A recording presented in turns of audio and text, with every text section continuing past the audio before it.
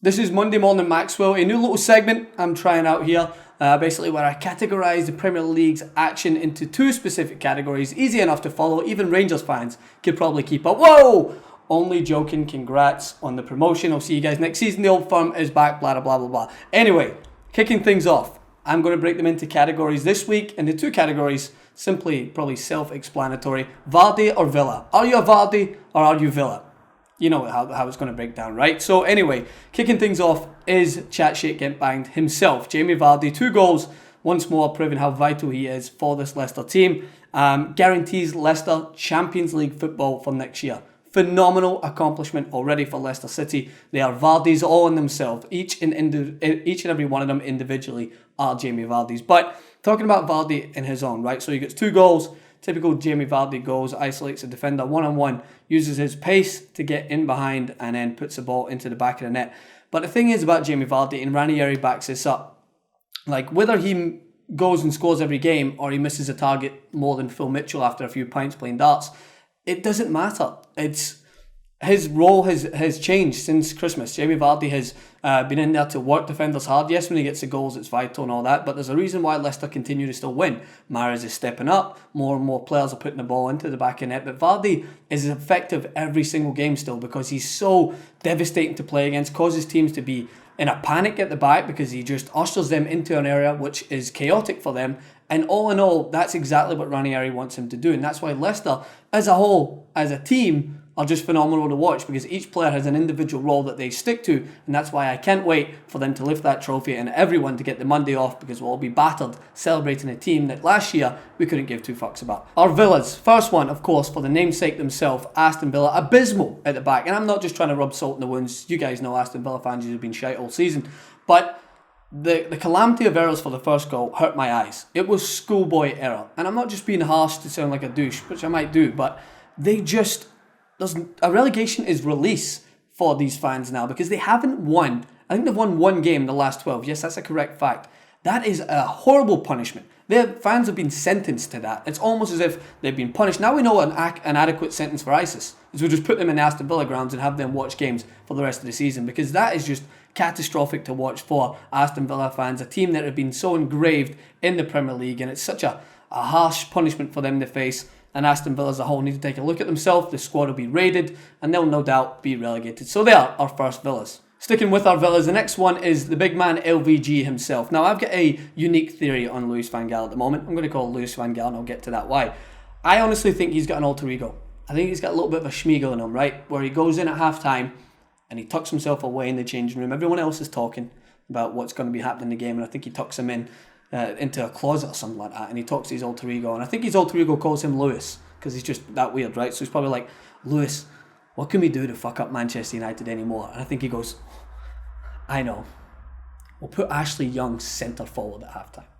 It's going to fuck things up. Everything's going to be fucked up. We're going to put a 9-stone soaking wet winger up top to be our target man, and we'll just play into his feet and see how he can do. And he didn't even do that bad. That's the funny thing. But he was ineffective.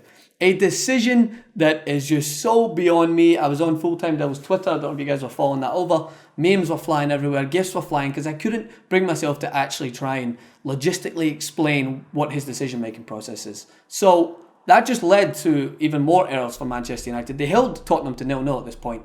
But after that, things just went downhill. Fosu Mensah, who has been a small but very significant saving grace for this Manchester United team, went off injured.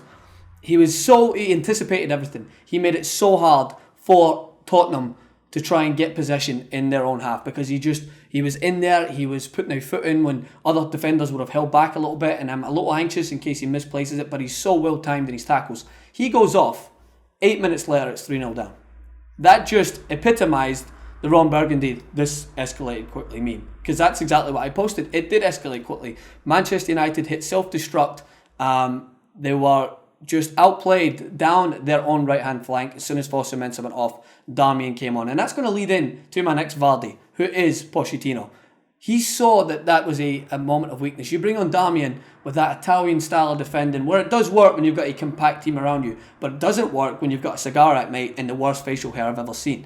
Trying to defend at that point in this game where you're giving their wingers 5, 6, 7 yards to cross a ball, It's no surprise that Tottenham kept hammering that left-hand side of theirs before they got 3 goals, and they're sitting there thinking, how did this happen? Everyone's scratching their heads. It's so obvious how it happened. A good manager spots a weakness and utilises it as their strength, and that's why Tottenham went away 3-0 victory, and they keep themselves within the title race. So they definitely get the Vardy award. Back with the dire teams, and Newcastle, another Villa in this weekend's action. And I actually feel for my good friend the True Geordie's health. I think he's dealing with each loss with a case of Guinness or whatever beer he drinks. I'll be with you in a minute. Just wait. Just wait. Oh, I fucking spilled beer on myself. I've only been fucking talking 2 minutes.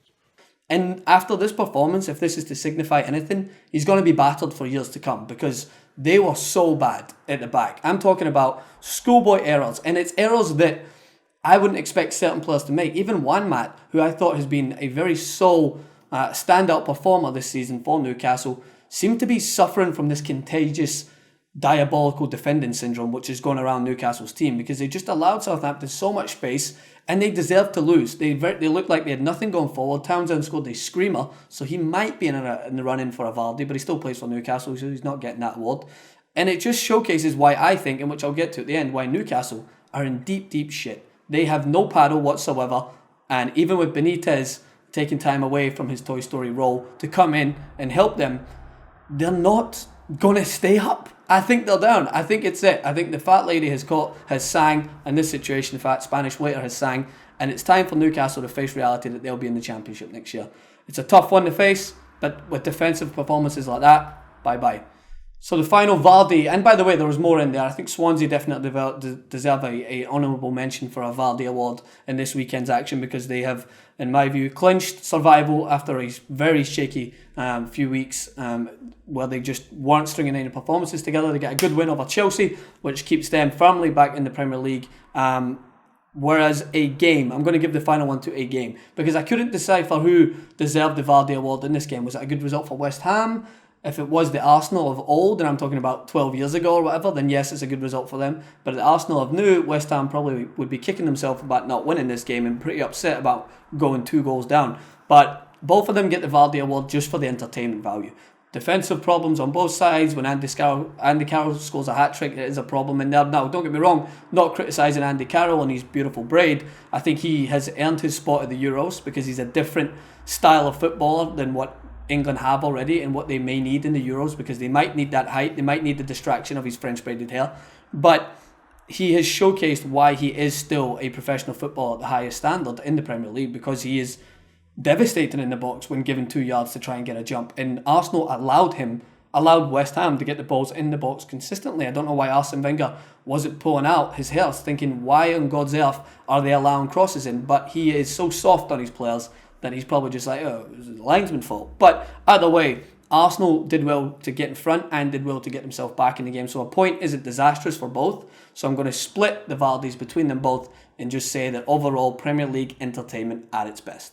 So to conclude this per my EP's request, because I was going to just conclude it on my Vardys and Villas, but anyway, he wants me to decide who's gone down. It's simple for me now. It was by the way, next week is crucial. Sunderland Norwich could definitely push it either way.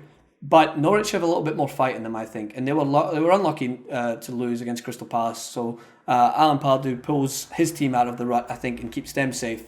But Norwich still have a little bit more passion than any of the other teams, and passion is what's going to get you to remain in the Premier League this season. Sunderland and Newcastle, the northern rivals, may have to play their football in the Championship next year. I think it might be Aston Villa, Newcastle and Sunderland. I think it's going to come down to the wire. I think we may see a great escape on our hands. Don't be surprised if that happens. But going off what I've been seeing at the moment and my prediction, I think it's going to stay as is. I think Villa, of course, are down.